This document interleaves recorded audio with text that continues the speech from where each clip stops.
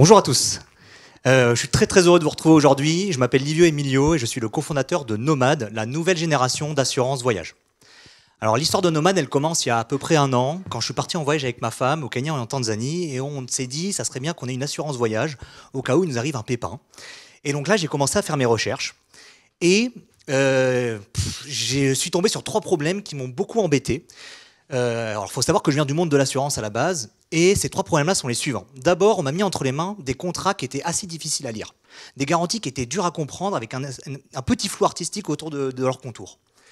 Deuxième problématique à laquelle j'ai été confronté, c'est qu'on m'a mis entre les mains aussi des interfaces qui n'étaient pas très ergonomiques, pas très digitalisées encore, surtout quand je compare à d'autres verticales de l'assurance où la mue digitale a déjà eu lieu il y a quelques années.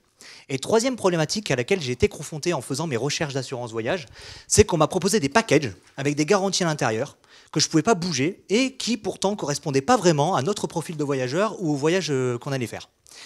Et donc fort de ces 3 constats-là, je me suis associé avec mon frère Enzo, qui est au fond dans la salle là-bas, et on a créé Nomad, la nouvelle génération d'assurance voyage, qui est basée sur 4 piliers.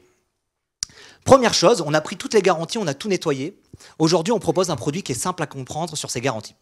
Deuxième pilier de notre stratégie produit, on a aussi dépouillé la partie souscription, qui est une partie un peu difficile à comprendre, puisque c'est là qu'on décide d'acheter, donc on doit comprendre ou pas si les garanties correspondent à notre voyage. Et on l'a rendu beaucoup plus fluide, et surtout, on a réinjecté de l'humain dedans, là où on a souvent l'habitude de dépouiller l'humain. Alors que quand on a besoin de comprendre un produit, un humain, c'est quand même la meilleure chose qui peut nous arriver pour comprendre ce qu'on achète. Troisième pilier de notre stratégie produit, on a développé un algorithme maison qui nous permet de proposer plus de 480 combinaisons de prix et de garanties pour être adapté à tous les voyages et à tous les profils de voyageurs. Et dernière partie, dernier pilier de notre stratégie produit, on se dit que la nouvelle génération d'assurance voyage, elle devait aller au-delà du précaré des garanties, elle devait proposer une expérience qui était enrichie. Et je vais en parler juste après, mais du coup, ce qu'on propose, c'est d'enrichir l'expérience de l'utilisateur en amont du voyage et aussi pendant son voyage. Alors, sur la partie couverture claire et efficace, qu'est-ce qu'on a fait? On a tout pris, on a tout compris, on est devenus des experts de l'assurance voyage et on a tout regroupé en 3 grands blocs. Premier bloc, on va vous couvrir sur votre voyage. Deuxième bloc, on va vous couvrir sur votre santé. Troisième bloc, on va vous couvrir sur vos affaires. Et puis c'est tout simplement. Ok? Ensuite, sur la deuxième partie qui nous intéresse beaucoup, qui est un énorme différenciant aujourd'hui sur le marché qu'on vient adresser, qu'on propose, c'est la partie enrichissement de l'expérience. Cet enrichissement de l'expérience, il vient sur 3 volets. Premier volet, on va vous mettre à disposition dans l'application une assistance médicale 24 heures sur 24, 7 jours sur 7. Deuxième volet de l'enrichissement de l'expérience, on va vous proposer ce qu'on a appelé le Travel Hub. Le Travel Hub, Travel Hub, pardon. Donc le Travel Hub, qu'est-ce que c'est? C'est un espace dans lequel vous allez retrouver plein de microservices qui sont payants ou gratuits et qui vont vous permettre de mieux préparer ou mieux participer à votre voyage. Par exemple, vous allez retrouver un coffre-fort numérique pour stocker vos informations, vos papiers, etc. Par exemple, vous allez trouver du flight tracking, ce qui vous permet de savoir à quelle porte je suis, est-ce que mon avion a du retard, où est-ce que mon bagage va être délivré, etc.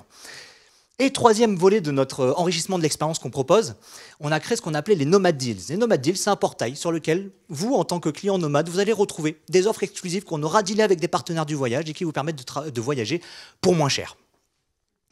Alors maintenant que je vous ai parlé un peu de notre stratégie produit, alors comment est-ce qu'on distribue un produit comme Nomad? En fait, on va le distribuer via 2 axes. Premier axe, on va faire du B2C. On va directement s'adresser aux voyageurs, on va aller le chercher via nos canaux propriétaires. Ça peut être les réseaux sociaux, ça peut être du SEO. Et on va lui parler et le convaincre d'assurer son voyage avec nous. Deuxième canal de distribution qu'on utilise, c'est le B2B2C. C'est-à-dire qu'on va proposer notre produit à des partenaires qui sont des professionnels du voyage et qui, eux, vont proposer à leurs voyageurs notre produit. Et ils prendront une commission en échange. Ça, c'est notre système de distribution. Et ensuite, notre business model, concrètement, comment est-ce qu'on se rémunère? On a 2 streams de revenus. Le premier stream de revenus, c'est qu'on se rémunère sur les contrats d'assurance qu'on vend. Et le deuxième stream de revenus, c'est qu'on se rémunère aussi sur certains des microservices que je vous ai présentés tout à l'heure.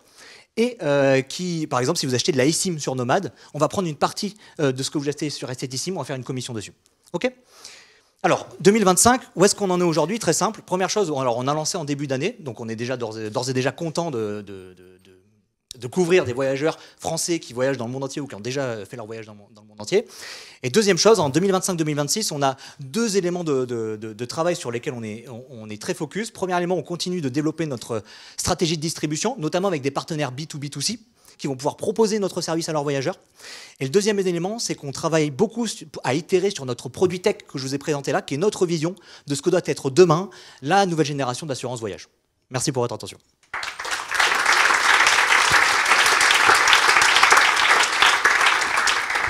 Là aussi, vraiment 5 minutes, pile poil. Bravo, Livio et Emilio, vous pouvez l'applaudir. Messieurs, mesdames du jury, une question pour Livio et Emilio. Charlotte, oui. Merci pour la présentation. Comment vous intégrez au niveau techno avec les partenaires B2B, B2C et comment vous arrivez à les convaincre? Parce que beaucoup ont déjà des solutions ou des partenariats avec des assureurs. Donc, quelle valeur ajoutée vous mettez en avant pour les convaincre de changer de partenaire? Premier élément, on a beaucoup discuté en lançant notre produit avec des centaines de voyageurs et des professionnels du voyage aussi. Premier élément, quand on discute avec des agences de voyage, où, oui, ils nous disent, premier élément, et vous avez complètement raison du coup, c'est une source de revenus hyper intéressante pour nous parce que c'est 100% de marge. C'est-à-dire qu'on n'a pas de coût, entre guillemets, je caricature, mais c'est... Non, mais disons que ça marche très bien. Pour ça, Charlotte, elle prend tout de suite. Oui. Donc, vendre une assurance en plus d'un voyage, on marche bien dessus parce qu'en fait, vous n'opérez pas l'assurance voyage, c'est ça que je veux dire. Premièrement. Nous, ce qu'on propose en plus, en fait, c'est ce sujet-là. C'est une expérience supplémentaire que ce que proposent aujourd'hui les assurances voyage. Aujourd'hui, les assurances voyage, elles restent limitées sur leur précaré.